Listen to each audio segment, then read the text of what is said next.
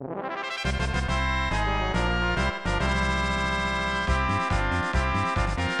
everybody and welcome to another edition of DialogBOX. I am Laughingboy and I am currently here with two very lovely guests. First off, you can catch him streaming on Zelda Universe TV. His show is titled Games Done Poorly at Mondays at 9 p.m. Eastern Standard Time or Daylight Time. I don't know when this comes out. But hello, Alex Rosenberg. I got your name right this time. Oh, good, you did it. Good evening. Please only say hello once. God damn it. I said good evening. That was my hello. Listen. Hi, Alex Rockefeller. How are you doing? Yeah. I am going good. How are you, Mr. Josh Chapton? Yes, hello, Alex Rockbergenstein. Stein. Listen, I'm grilling you because you messed up my name the last time I was on. I'm just saying. Yeah, Alex Burgerstein is grilling me. Yeah, turn up the heat. I'm just saying.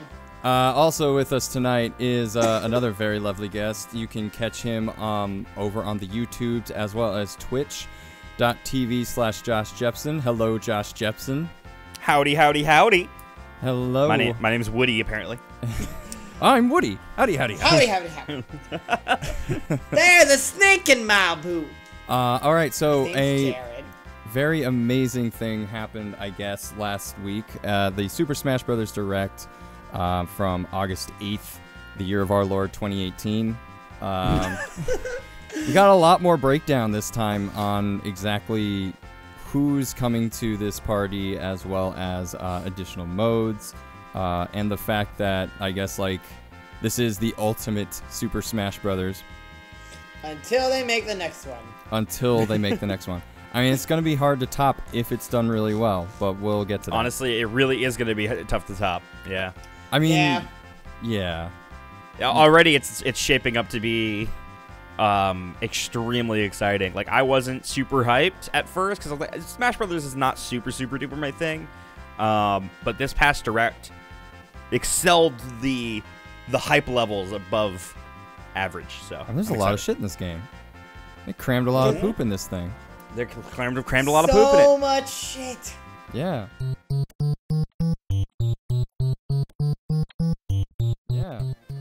So first off, let's talk about character reveals. We have fan favorites Simon and Richter Belmont, as well as Dark Samus and what Chrom. A twist. And all it took was the death of Luigi. All it took. I mean, sacrifice blood for the blood god. Rest in pepperoni. Never. Rest in pepperoni, Luigi. You will be missed. Did you guys see what Nintendo UK had to tweet out because everyone was freaking out about it? He's fine, you guys. It's cool. It's just a video. But like, yeah, it's what you didn't say that when Ridley got Mario and Sonic. No, it was Mario and Mega Man Man's been dead for 10 years, so it's fine. He was dead the whole time. Since when is Mega Man Bruce Willis? Who let M. Night Shyamalan do Smash? That's my question. Yeah. I'm personally extremely excited about Castlevania characters. I've never actually played any of the Castlevania games, but I'm such a big fan of like the lore and the aesthetic of Castlevania. So I'm actually honestly thinking about maining Simon Belmont. I really am. I'm kind of surprised that they actually brought in Castlevania, because Konami has kind of been sitting on that franchise for a while without really doing anything with it. So I'm surprised that of everybody that Konami has, Castlevania was the one that they ended up was like, hey, here. I'm okay with it. Don't get me wrong. Yeah. I feel like Konami's been giving the license to Castlevania out to people who are actually going to use it for good, like the Netflix series and now this. People using it for good. Well, considering the other shit that Konami is doing, I'm just saying. Well, they own the pachinko machines. So. Oh yeah, like that makes things better. So to cap it all off, we've got Simon and Richter, we've got Dark Samus and Chrom, who are Echo Fighters of Samus and Roy, respectively. And then at the end of the Direct, we got King K. Rool. The thing is that Nintendo seems to be specifically picking characters that fans have been asking for basically since 4's release. And I actually remember as a kid, people talking about King K. Rool was like a shoe-in, like back when Melee came out and Bowser was revealed. Yep. What do you guys think that this could mean for future characters in the series? I think that, well, first of all, I think that Sakurai being cheeky at E3, being like, well, don't expect a ton of new characters, and then they released this direct, and it's like, well, here's 5 new characters. Or here's like 3 new characters and 2 Echo Fighters. Anything anymore. Yeah, so at this point, I'm fully expecting them to keep surprising us until the game comes out, and I'm super stoked for that. I honestly don't know what other characters they really could add that besides like Waluigi, which is already confirmed to be an assist trophy. Yeah, ain't gonna happen. There were people yelling at work about having Isabelle be in it, which would make no sense. Yeah, well, I mean, they would need a new game to promote in order to have a new character, right? Not necessarily. Here's the thing that I think is really interesting, because when K. Rool was being speculated to be in like Melee, like you mentioned earlier, a lot of people were giving the argument that, oh, this is a character that hasn't shown up in like a decade or more. Why would they include this character in? But then there's like the Ice Climbers, and there's all these characters from games that haven't had a title in like 25, 30 years. Yeah, I mean, so Rob was out the door immediately after the NES came out. Right. Yeah. Yeah. So it's like, what are you talking about? So, yeah. I mean, really nothing is off the table. Any character from Nintendo's past, or any character really from even third-party companies who have done games on Nintendo. I mean, Snake and Sonic and Simon and Richard Belmont, right? It's like, oh, these are all, third-party companies offering up their characters. Nothing is off the table. Goku isn't even off the table. And I think that kind of goes back into this question of, like, these were fan-favorite characters. I think I swore Simon was in that character poll that was out a while back. Mm-hmm. King K. Rool was also there. Gino, I think, was, heavily asked for. And Goku, I mean, even if people were making jokes, people wanted Goku in Smash Brothers. So, I mean, this could potentially mean that Goku or another anime-type character could appear in a Smash Brothers game. And I think at that point, then everything's out the door. Yeah, honestly, I think Gino, I've never played Super Mario RPG, but I know that it is a beloved title, and I know that Gino is a popular character.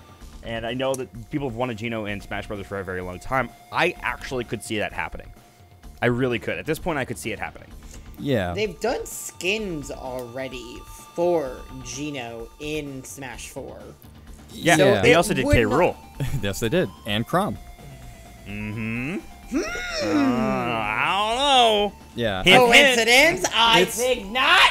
It's absolutely possible that the costumes were done as a way to say we couldn't get the characters for the game, even as DLC, and then they continued working on getting that worked out for the next installment. So, while I personally don't think that, I don't want to say whether or not it's going to happen. I'm not an expert, but I definitely see Gino in the future. Even if they decide to do DLC. I think they had said at some point that they didn't want to do DLC, but I mean, come on. They made a ton of money off of DLC. I can't imagine. Oh, yeah. I mean, I would be shocked if they didn't do DLC. They will. They will. Yeah, I would be shocked if they didn't. I think it would be a missed opportunity. And Nintendo has really, really stepped up their game with DLC anyway. Like, once they tried it out on the Wii U, having the Switch come out, pretty much every game has DLC now, and they're all good. So, if their flagship game, Smash Brothers, does not have DLC, I would be very surprised. Yeah. And this is going to be one of the inaugural games on their online service, too. So, they're going to capitalize it on everything. Oh, Yep.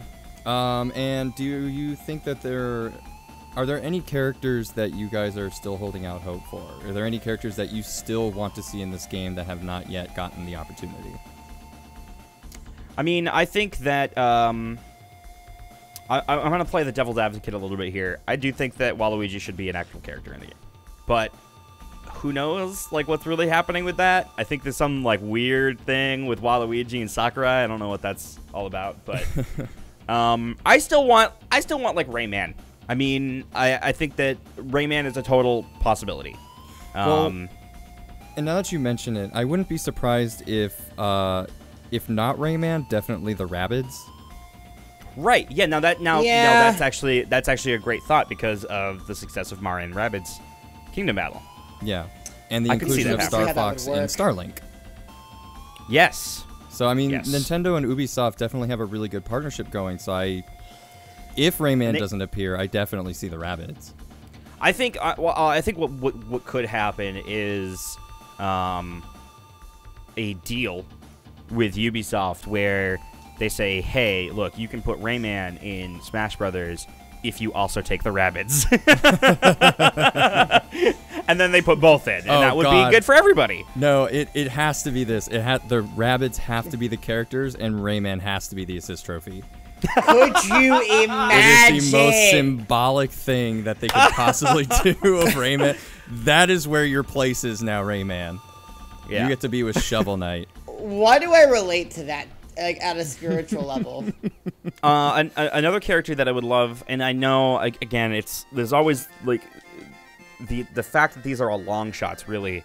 But Banjo. I mean, Banjo obviously has a huge history on Nintendo consoles, and yes, the IP is owned by Microsoft, and Rare is a thing, and Banjo hasn't seen a game in a decade. And all of those things aside, it is possible, with licensing and all that, for Banjo to be in Smash Brothers, and I would still love to see that because I love Banjo. Yeah, I agree.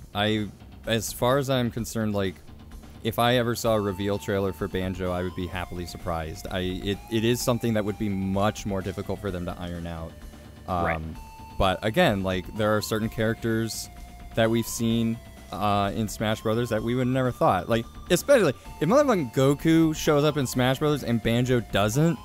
Because that's like, who are you talking to? Now you're talking to anime companies now? You still the thing that I always want to take talk to away Microsoft?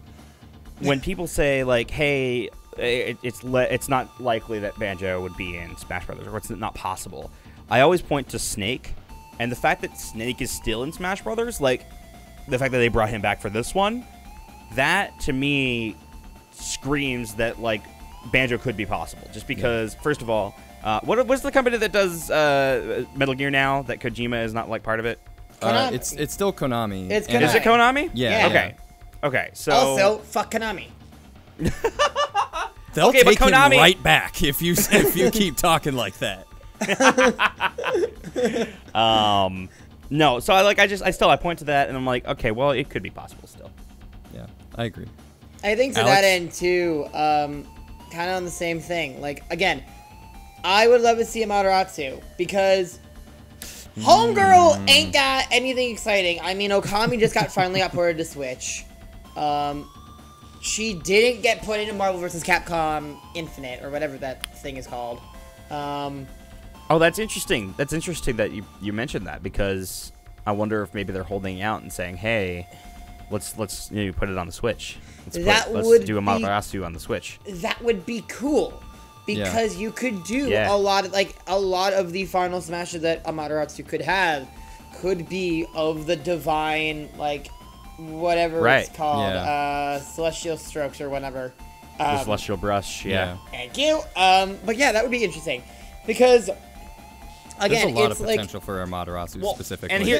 And the thing is that Capcom, right, owns that IP. Yep. Mega Man's in the game. Mm-hmm. You know, like they already have a good working relationship and have forever. Give us the dog, damn it. The other question I have is with Square, because Cloud came in the game out of pretty much left field. You know who else Square happens to own? Sora. I was about to say, like, Kingdom Hearts they own is a lot coming of out. people. Like, Kingdom Hearts, while it's not launching on Switch, is launching in January, finally. I mean, because I've looked up on this. Square owns exclusive rights to Sora as a character. So Disney can't actually use Sora. I don't think Disney can claim Sora. Mm-hmm. So, but like, if you go to Sora Disney in World, Smash. they have Sora pins. I think that's a technicality that I can get off on. I don't know for sure. But I would love to see if it was a thing what Sora would look like in Smash. That could be interesting. Yeah, I think that would be cool. I mean, I think that one's a little bit of a long shot, just because it's a long shot. Kingdom Hearts 3 on Switch. If they were bringing Kingdom Hearts 3 to Switch, I feel like that would be a little bit of a higher possibility, because then they would want to promote the Switch version with Smash Brothers and so on. My only argument with that is that, I mean, Cloud is in Smash Brothers, and Cloud has not been on a single game on a Nintendo console ever. Unless you want to say Kingdom Hearts. Like, that's the only time. That is true, because the second game, they go in the GBA. Yeah. That's true. So, I mean, it's always possible that Sora could be in Smash Brothers without a tie-in game. But yeah, we'll see. I mean, I think so far, Cloud is the only Square Enix character in Smash Brothers, correct? Yes. Yes, I think. Hey, you know what else Square Unless Enix? Gino. You know what else Square made? Octopath? Well, actually, Alex just totally ruined the thing I was gonna say. Well, I was gonna make that next point. So how? We'll make it then. All right, Alex I will. Rockington. Mr. Rockington, if you please. No, I mean, RPG was co-developed by Square. Yeah.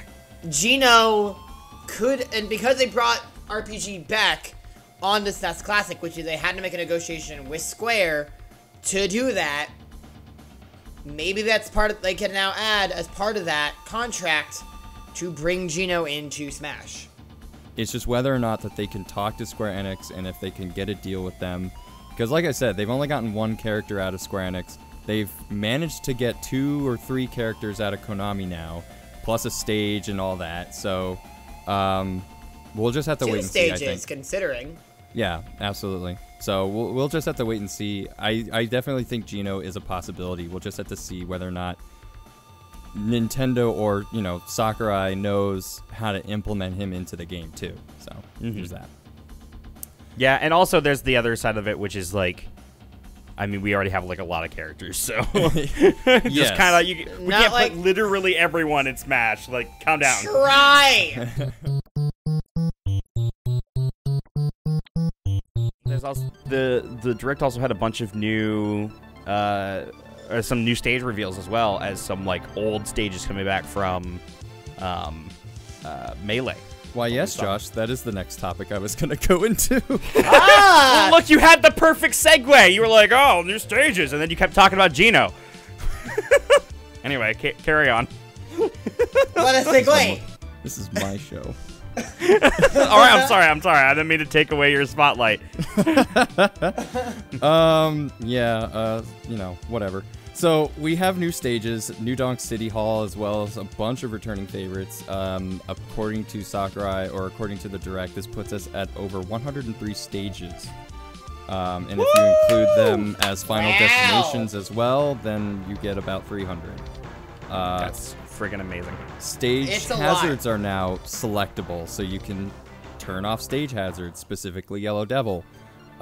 Stage morphing is now a thing, so if you decide that you're kind of bored of the stage after a couple, however many seconds or minutes, the stage will change. Nice.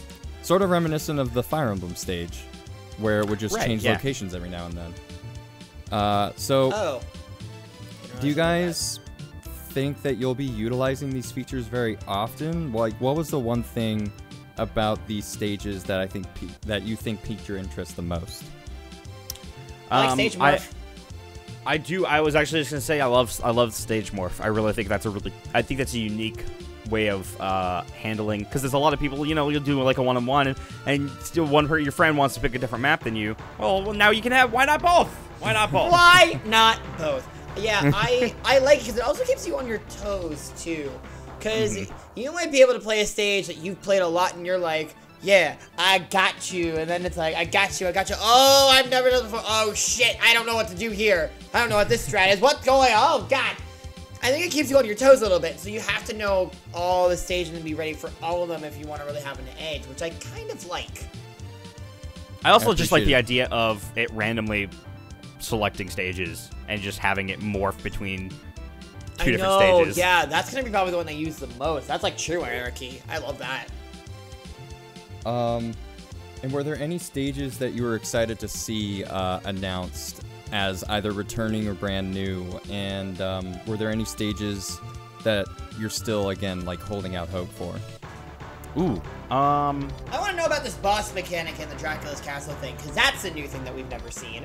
So, like, does that boss mechanic work as when Dracula shows up on the field, instead of fighting each other, you're now fighting Dracula? How is that being implemented? That's my question.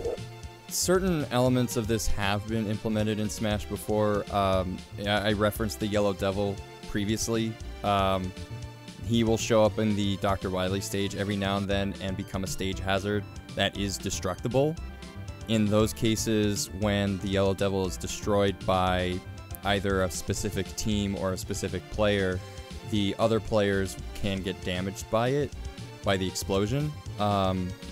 So it could be something similar to that, where you have to keep playing and you have to keep fighting everybody, but when Dracula shows up, it might be something where you try to be the first person to kill Dracula and you get some kind of bonus out of it. Mm-hmm. Yeah, I can see that happening. Yeah. Okay. Yeah, I do. I really disappointed. Because I literally just don't know. I've never seen that implemented. Because I don't remember playing much of that stage. It didn't seem like just a regular stage hazard. They did seem to put a lot of focus on it in the direct, like it was some new thing. Like, yeah, because it was between that and the Monster Hunter character that they also implemented in there too. Well, it being more of a boss. Yeah, I definitely think that they're referring to them as stage hazards. I'm pretty sure that's what they're getting at. Yeah. So But, I mean, yeah. There's potential there, and we'll just have to see what that all means when the game comes out. I will say that I am looking forward to that as well. Not so much because of the Dracula thing, but I'm looking forward to that stage just in general because it looks amazing. Well, yeah, and I'm looking really cool. I'm looking forward to 34 Castlevania tracks that they added. Right? I know, right? Yeah. Castlevania's always had a good score, so I'm like super into it. Over 800 game tracks. Yeah. And 900 with menu themes and everything in the game. Over 900 tracks. They packed a lot of poop in this game. And then, on that note, how do you guys feel about the, hey, you can put headphones in your Switch and put it in your bag and use it like an iPod? I will never do that. No, I'm never going to use that in my life. Put it on Apple Music. Put it on Spotify. People will buy this shit, Nintendo. I can't fit that in my purse. It's just not going to fit. I don't even got a purse. I got pockets. And even if I did, there's no way I would put it in without protecting the screen. I mean, come on. Yeah, I mean, also, I want to use my AirPods. I mean, if there was, if there was a way that Spotify was on there, then maybe I could look at the Switch as more of an entertainment idea and be able to, like, maybe utilize that feature a bit more. But it's something where you have to go into the game. You have to, have the game card in your Switch if you bought it instead of downloaded it for first off. It seems a little cumbersome. So I think I agree with that, but I also think there's no harm in more options. Yeah, absolutely. Yeah. So yeah, it's just more of a thing where I probably just wouldn't use it. Yeah, I wouldn't use it. I mean, I could see myself. I think the thing that's going to get most used for, and I think that people did this for other Smash games as well, is just load it up on your TV and play Smash music. You know, because you can just do that. So Yep. Because I mean, honestly, like I've seen other companies do this, where like when the game launches, they will release a soundtrack. Like PlayStation has been doing that a lot with like Detroit Become Human and God of War. Nintendo, I don't know if Nintendo realizes how many people would love just to have the soundtrack of their games. So like, easily accessible, yeah. Yeah, this seemed like kind of a missed opportunity at this point, but we're getting something. It's better than nothing, but not ideal.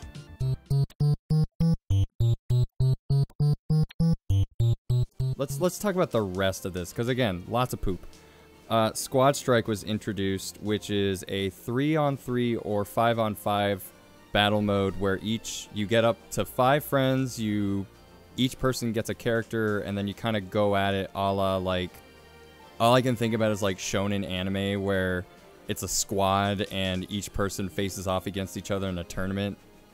So you could either do it that way, or it could be one-on-one, and you just have 3 players or 3 characters that you. It's kind of to me, it's reminiscent more of Marvel vs. Capcom and those kind of fighting games where you have a squad. You pick your 3 characters, and then you go head-to-head with somebody else. And when your one character dies, you get another one. I'm wondering something about it though, and I kind of hope that this is a feature, but it doesn't seem like they mentioned it at all.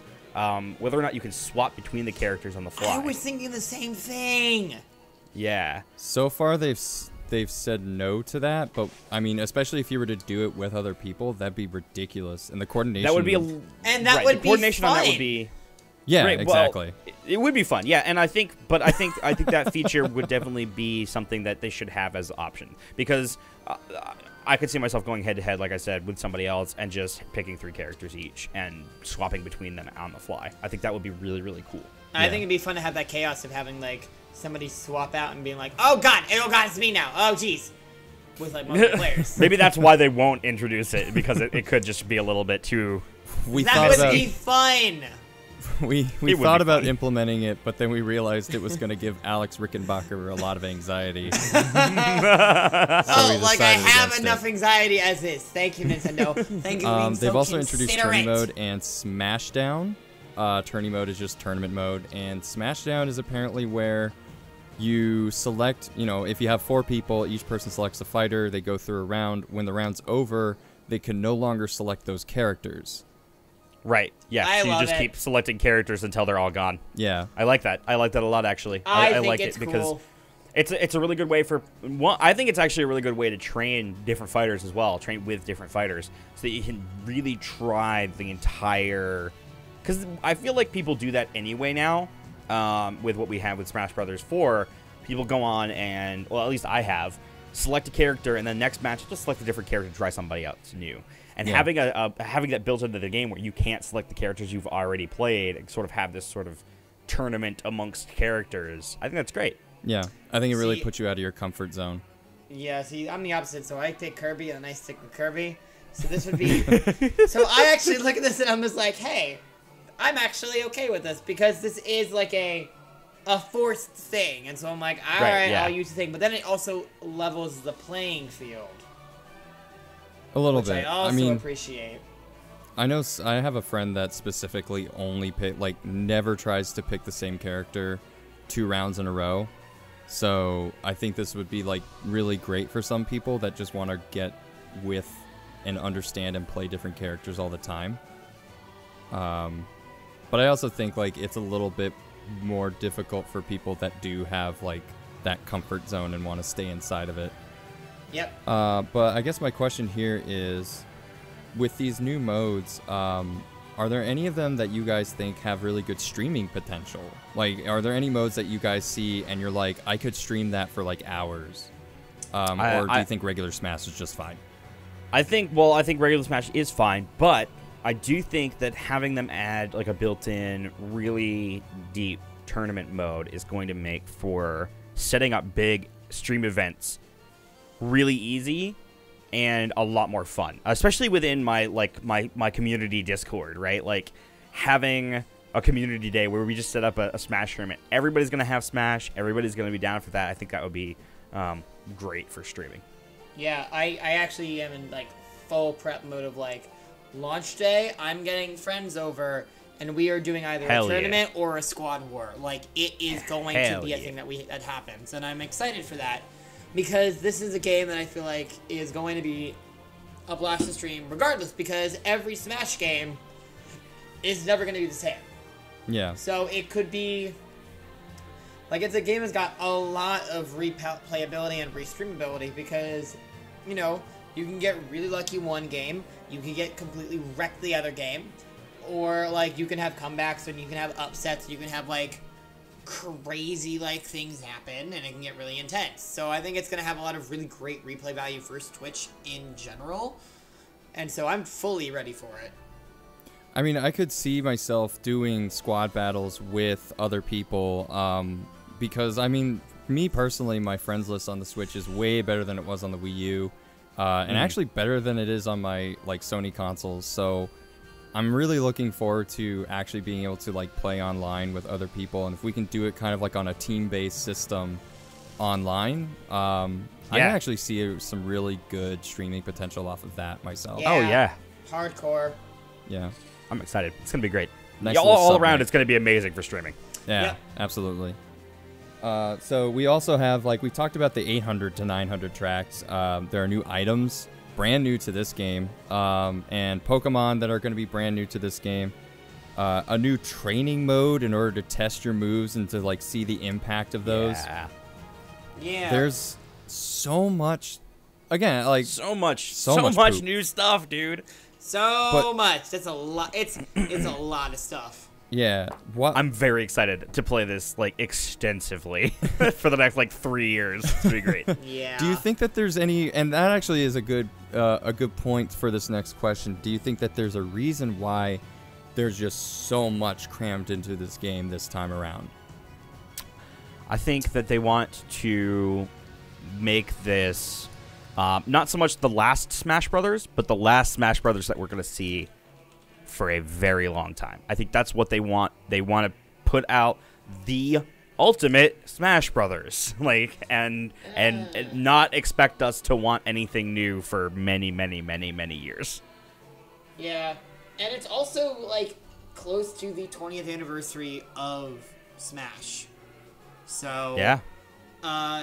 Because Smash launched 1999, January 21st. This is launching like a month prior. It's going to be a celebration of 20 years of Smash Brothers. So it makes a lot of sense. Yeah.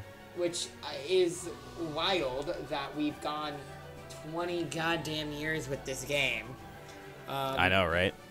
It's... God, I feel old. Same. But, no, yeah. It's the first game I bought my N64 with. I have like a very early gaming memory of playing the OG on the 64. See, I never actually played the original Smash Bros. But having been around, since it came out, like having had an N64 since that game came out, it's just kind of like, it's so cool to think about how far it's come. Yeah. And I think that's, again, like a good point to say that, especially with Josh's point, was this is going to be hopefully not the last Smash Brothers, but the last one in a while. I actually just thought about how, when Smash 4 came out, a lot of people were playing it. It was pretty heavily played, and it still gets tournament play, but I think the large scale playing of it died down pretty quickly. I remember some people playing Brawl for a little bit until people hated it. People played Melee for years. Smash Brothers there wasn't enough time between Smash and Melee for that to really matter. But I don't know, with 4, it just kind of died pretty quickly, in my opinion. I think the reason that is because of the fact that the Wii U just didn't do as well as they had hoped. I think the Wii U was a catalyst. And here's the thing. I think Smash Bros. 4 was a fantastic game, but I also found myself falling off of it very, very quickly. Yep. Yeah. And I think that with this one, not only are they pulling out all the stops, but because it's on the Switch, and the Switch is doing so much better than anybody expected, I think it's going to make for a very successful Smash Brothers game. I think it's going to be the most successful Smash Brothers game. Oh, easily. I would not be remotely surprised if it was. I mean, a large part of that is going to be whether or not the, Smash Brothers fighting game scene really takes to it. But at the same time, Nintendo really is pushing for some kind of competitive fighting game scene. And with the Nintendo World Championships for over the last several years, what they've been doing with tournament modes on their previous online games like Splatoon 2 and Mario Tennis, I think they're with Smash, that's going to kind of even further go ahead and try to be like, we really want this whole online thing to work, especially since we're going to start charging you $20 a year for it. So, right. I mean, I think there's a lot of that and why a lot of the modes are there. And hopefully this is sort of like a way to say, yeah, the Wii U, a lot of the games on there we kind of took an L on that one, and we're gonna just bounce back this one. Yeah. Yeah. Yep. Right. That's exactly what they're doing now, and honestly, I love it. Yeah. I'm very happy. One final thing. There was an extra mode that was actually censored out during the Direct, and nobody has any idea what this is. It's kind of been circling around that it says spirits. Yeah, if you check out Game Explain's video on it, I think they were one of the first people to kind of say, like, spirits is probably the name that is being spelled out. Yeah, and I think that even if that's the case, like somebody got through like the pixelation or whatever to see that, I still think that maybe they're not really showing what's actually there. I think they you know, they could very easily swap out the image or anything just to make sure that nobody knows what it is. I think they're giving a little teaser to like an adventure mode. Yep. I think that's what they're doing. Yep. That's what my headcanon is. It's got to be an adventure mode or subspace emissary kind of thing. I really hope it is. Well, I love that. Somebody had the crazy idea where it's a single-player mode or a special mode where instead of playing as the regular Smash characters, you're actually playing as the assist trophies.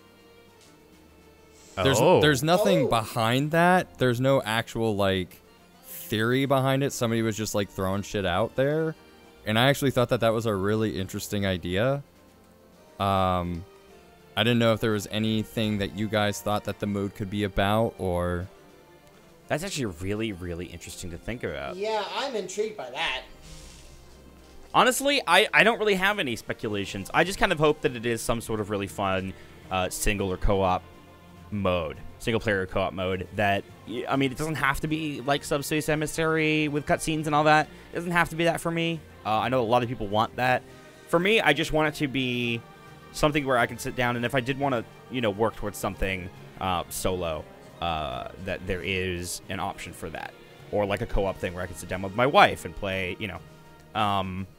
So I'm just hoping that it is some sort of adventure-esque mode. More like the adventure mode in Melee, or yeah. Yeah, I mean, I would be okay with that if it was more like the adventure mode in Melee. Okay. Yeah. I don't remember much of that mode in Melee. I mean, it was a nice mode where it introduced these like really fan servicey concepts where you do some 2D platforming as well as fighting. Yeah. Which I would actually look forward to as well. I think the main issue with Subspace Emissary was that it overstayed its welcome really hard. Yeah. So I would like to see, but it allowed you to unlock every character. So maybe if this Spirits mode allowed you to do that as well, that would be a really big incentive for me to go ahead and like sink my teeth into that. Yeah. So, well, I think those are all the questions I have, and that's, I think, really what the Direct was about. I think the one thing that that has been bugging me about this is that this was a 30-minute Direct that was played about a month and a half after, am I getting that right? About a month after the E3 Direct, where they spent an additional 30 minutes talking about Super Smash Bros. Yep. Do you guys think that we could have done like a 40-minute Direct here? I feel like this took away the necessity of having 30 minutes to talk about Smash Bros. At E3. And that was sort of a pain point for some people in terms of Nintendo's E3 presentation. Do you guys think that maybe they should have focused on talking about Smash Brothers here on this Direct rather than the E3, or? Nope. I don't think it at all. No, I think first of all, I think the Smash Bros. E3 stuff was fine, and I think that this one was fine. I don't think that it needed to be longer, and we got tons of information. And I think that Nintendo splitting up the information like this makes sense. Instead of like saying, hey, like, or like taking stuff away from the you know, the E3 to be shown here, like people would be mad that not enough was shown at E3 or vice versa. So no, I think we got enough information. Here's the thing, at the end of the day, when Smash got announced, there's no way that anything else that would be announced or going out this year was going to be as big as Smash. So, because I know a lot of people who were super pissed after E3 that there was no Animal Crossing that was announced. Animal Crossing would not have survived in the same announcement as Smash. It would have just been Smash and nothing else. So I think Nintendo made a very smart choice here. Start teasing Smash in March, showing a lot of it at E3, giving us an additional tease today, or not today, this week, and then maybe giving us one more tease right before we launch. Because in the grand scheme of things, we're looking at right now with August, there is going to be at least one more than likely direct between right now and when this game is out for real. At that point, it could be getting more information from there, or this is the last that we are going to hear until then. So I think they're making a good choice here. Okay. I think that's a good point, especially the part where even if they were to talk about any other games, it would definitely be overshadowed by the gigantic monolith that is Super Smash Brothers. So yeah, that's a really good point there. The other thing is E3 is kind of oversaturated anyway, and these game companies, they know that, so they either announce things before E3 or after E3. Yeah, we were noticing that hardcore this year. And E3 is really just a showcase for stuff that has already been announced, or you know, just casually showing off stuff that hasn't really gotten an official announcement yet, but will later. So, I don't know. Yeah. No, I think you, like, both of you made really solid points about it. I know that the E3 for Nintendo was criticized by certain people, and I wasn't really all 100% about it myself, just because there were a lot of games that I remember hearing about literally last year at the same time that we just haven't really gotten that much more information about. But I agree, like, it wouldn't have mattered. Like, I think Alex touching on saying that Smash would have overshadowed it is totally exactly why they didn't. But also, if you notice, they really put a lot of focus on what is coming out this year. Yep. They're like, yes, we have stuff coming, and that last year's E3, they were like, here's all this stuff coming for like the next 2 or 3 years. Like, this is a bunch of teaser, like the Yoshi teaser and like Metroid teaser and that kind of thing. They're like, this stuff is being made. All right, now here's a bunch of stuff that's coming out this year. And this year they were like continuing that trend of, this is stuff that's coming out this year. This is stuff that you will get your hands on within the next 6 months. Yep. Yeah. And that's smart. That's super smart. I would much rather they do that than say, hey, here's all this cool stuff you can't play for 2 years. Yeah. And Sony's still biting the bullet on that one, unfortunately. So, but all right. I mean, something that they're doing is working, but yeah, that's the big thing, because there's no way, like, if Metroid was talked about, if Yoshi or Animal Crossing was talked about, there would be no way that even if the games were released at the same time, you would have the same thing that happened to Horizon Zero Dawn with Breath of the Wild. Overshadowed entirely. Yeah, never mind. I don't have anything to say more than that. You didn't play it, didn't you? I didn't play Horizon Zero Dawn. And my point is validated. Here we go.